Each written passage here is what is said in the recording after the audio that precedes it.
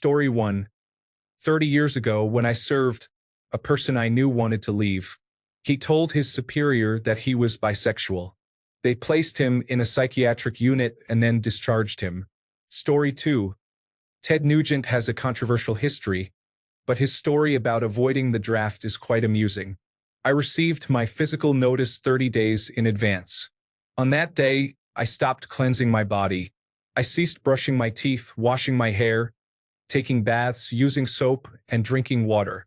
For 30 days, I accumulated debris. I stopped shaving and, at 18, had a scraggly beard. I truly looked like a hippie with long hair that became matted. 2 weeks before the physical, I stopped eating any food with nutritional value. I only consumed chips, Pepsi, and beer, things I had never eaten before, like buttered popcorn and small jars of Polish sausages, and I even drank syrup. I felt close to death. A week before, I stopped using the bathroom, which resulted in accidents in my pants. The situation was quite unpleasant. I approached the entire experience thinking that Ted Nugent, a hardworking individual, would wreak havoc on the military. I believed I could play their game and outsmart them. My body was in a deplorable state. I felt ill. 3 or 4 days before the physical, I began to stay awake for an extended period. Despite being very anti-drug, I snorted some crystal methamphetamine. I was a mess. A friend prepared 4 lines for everyone, but I misunderstood and consumed them all. I felt like a walking disaster. The guys took me to the physical, and my nerves and emotions were a wreck. I was not presenting my best self. But as painful as it was, I was accustomed to being clean and in control. I made other dirty individuals look well put together. When I entered the building, the personnel in uniform couldn't believe the smell. They ridiculed me and pushed me around while I cried, though I was secretly laughing. When they inserted the needle for the blood test, I fainted. Upon waking, I found them kicking me against the wall.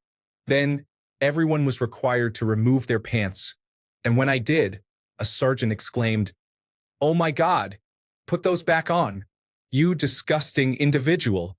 Next came the urine test, but I couldn't urinate. Instead, I produced a foul mess and placed it in a cup on the counter. I was covered in it, and the staff member nearly vomited. I was proud of my antics, believing I had outsmarted them. The last thing I remember is waking up in the hearing test booth while they were cleaning up. Afterward, I went home and cleaned myself up. Story 3. I saw a video of a Ukrainian rapper encouraging his friend to jump on both his kneecaps while he sat on a staircase with his legs stretched out, and then they snapped. I thought that was pretty wild but effective, I guess. Story 4. Avoid neglecting personal hygiene and maintain professionalism at all times. Engage in respectful behavior and refrain from inappropriate topics. Story 5. I'm Generation X, so many of our parents were of Vietnam War draft age. My friend's father was mostly deaf in one ear because his girlfriend, who later became his wife, screamed and used every loud item they could find to deafen him before his draft medical exam. Story 6. A friend of mine consumed his way to freedom. He continued eating until he was too overweight to be a soldier. Story 7. In Afghanistan, a soldier accidentally shot himself in the ankle with his M4 to go home. It was night, and everyone was in their quarters when we heard a pop. Everyone started diving for their weapons. Attacks involving local forces occurred periodically at that time. He claimed he was just cleaning his weapon, but it was clearly self-inflicted. The unfortunate part was that instead of shooting himself in a less critical area, he chose to do it through the complex ankle bones. He did go home, but he is probably limping for life. Story 8. When we had conscription in Spain, I heard of people injecting themselves with heroin to disqualify themselves. Story 9. The most common ways are pretending to be crazy or suicidal. Doctors can obviously tell because they are trained professionals and have seen the same behavior numerous times. However, they often allow it to continue because they understand that such individuals tend to be disruptive and offer nothing of value. Story 10. A distant cousin of mine accidentally shot off his big toe in 1968 to avoid being drafted and going to the Vietnam War. He later joked about it at family reunions, saying that one way or another he was going to be shot, so he might as well do it himself. By the way, his brother did go to Vietnam and worked at a post office there. Unfortunately, he got shot while driving a mail truck. He did not die but received a Purple Heart. Story 11. I had a person in my unit who accidentally shot himself in the foot just before a deployment. He insists to this day that it was an accident. Story 12. We had a guy smash his foot with a track from a tank. They sent him to the hospital, and he was back in a couple of days with a cast. It didn't work. He went absent without leave, and while we paraded out, he was at the back watching us throw our berets in the air. He had to serve time in military jail. Story 13. I read once that Malcolm X avoided it by enthusiastically talking to the recruiter about how eager he was to go to Europe. Story 14. It doesn't work nowadays, but back in my days, if you said you were gay, you would avoid it, but you had to be convincing. Just for your information, this was Brazil in 1994, 1995. Story 15. I knew a swarthy, hairy man of Mediterranean descent who cross-dressed almost every day he was in the service. Yet, they still sent him to Korea. Story 16. This is a story I heard about avoiding the draft. Who knows if it's true? Jake received his notice to report on a specific day and time for his examination for service in the armed forces. He went out, bought 2 home enema kits and a large jar of peanut butter. The day before the exam, Jake took his time and performed 2 enemas, ensuring he was completely clean. Just before he reported for the exam, he applied as much peanut butter as he could to himself. Jake reported for examination. He filled out forms, stood for measurements, stuck out his tongue when instructed, coughed on command, and then prepared for the hernia exam. Jake removed his pants and faced away from the doctor, keeping his eyes front. The doctor gloved up, performed the exam, and then immediately withdrew his finger. With raised eyebrows, the doctor presented his examination finger to Jake and said, "What is this?" Without hesitation, Jake reached back, inserted his finger, pulled it out, examined it, stuck it in his mouth, and licked off the residue. Tastes like peanut butter. Jake was rejected from service. Story 17. Pregnancy and abortion are important considerations in military service. Deployments are not permitted if a service member is pregnant, but if an abortion occurs after deployment, the individual is allowed to continue until the next deployment. Many discussions focus on the rates of pregnancy among female service members prior to deployment, which is regularly monitored. However, there are claims that a significant number of abortions occur about a week after units have been deployed. I find that hard to believe unless individuals are highly skilled at planning pregnancies. Nonetheless, I do not entirely dismiss the possibility. Story 18. This likely depends on the country, and I assume you are referring to being drafted. I will base my advice on the United States, as I am most familiar with it. If they begin drafting, your best bet would be to willingly sign up for the position you want rather than wait and hope you are not drafted. This was the strategy my dad and his friends took when they began drafting for the Vietnam War. Unfortunately for him, the night before they all went to sign up, they were swimming at a local quarry. When he went to sign up, they rejected him. I wouldn't recommend intentionally injuring yourself to avoid service, but it is an option. Story 19. Must be different in countries with mandatory conscription. In the state, there are many factors that can disqualify you that are not difficult to achieve. Story 20.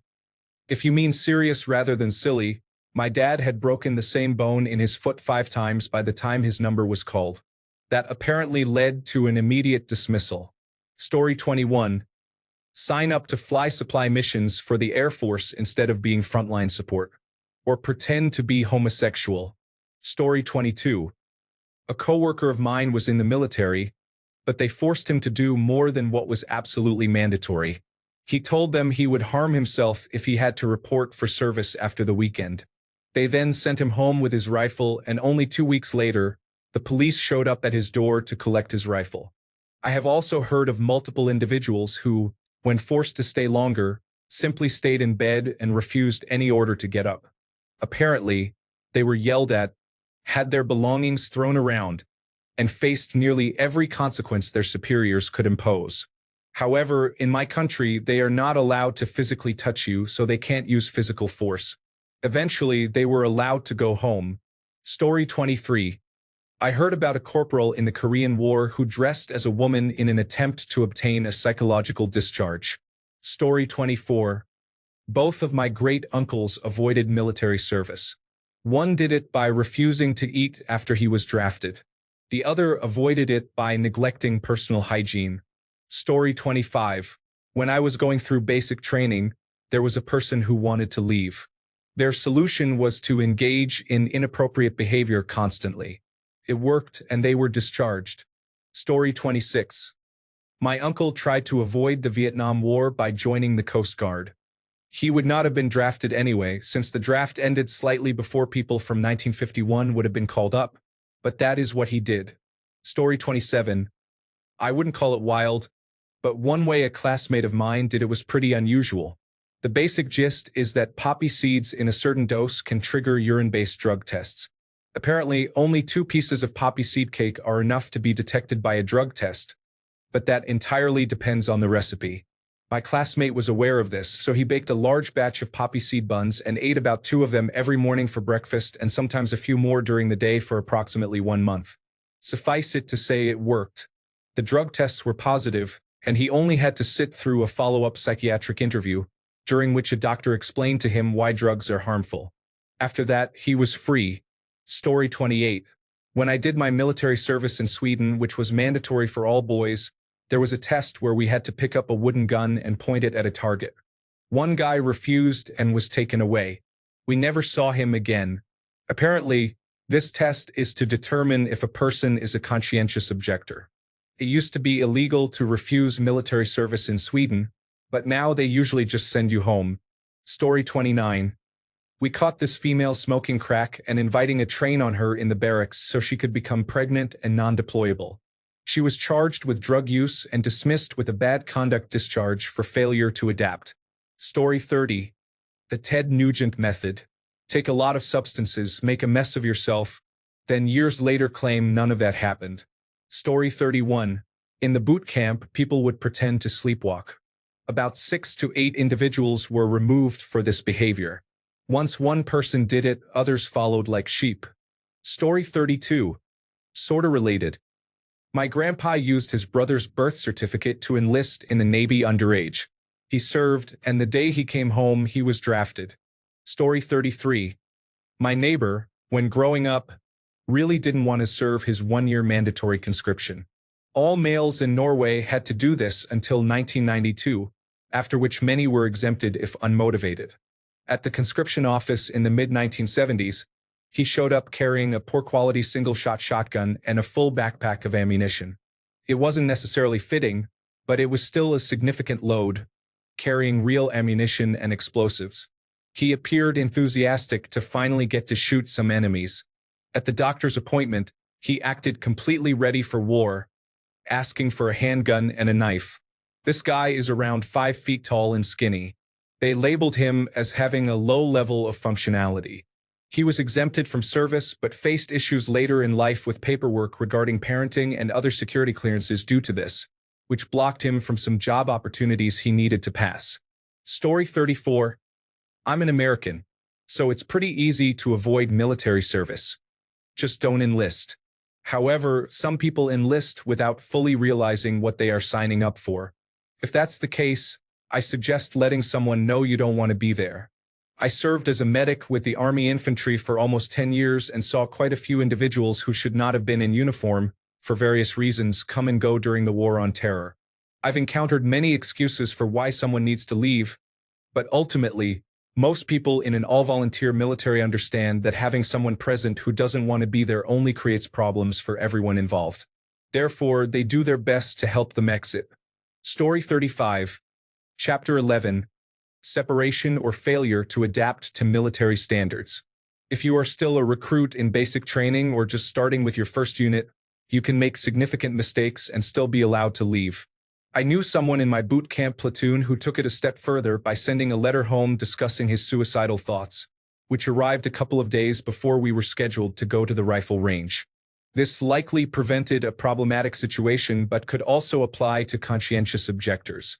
Consider seeking an entry-level performance and conduct discharge if you believe you made a mistake enlisting in the military, are not willing or able to complete your training, experience emotional distress, have difficulty coping with military life, inaptitude, failure to adapt to the military environment, failure to progress satisfactorily in a required training program, lack of effort, psychological or stress-related symptoms, lack of self-discipline, and minor disciplinary infractions are all examples of grounds for this separation.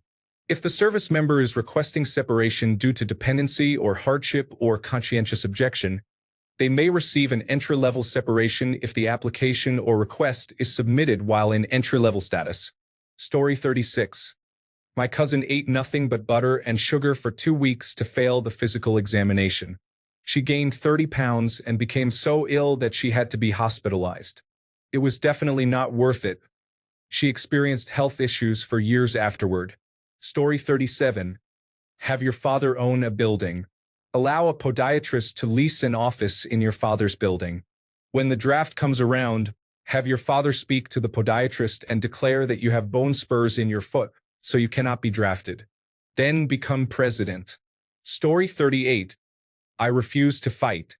They would imprison me before I participate in an invasion against Canada or Mexico. Thanks a bunch for sticking around till the end of the video. Remember to subscribe, and until next time, stay awesome and goodbye.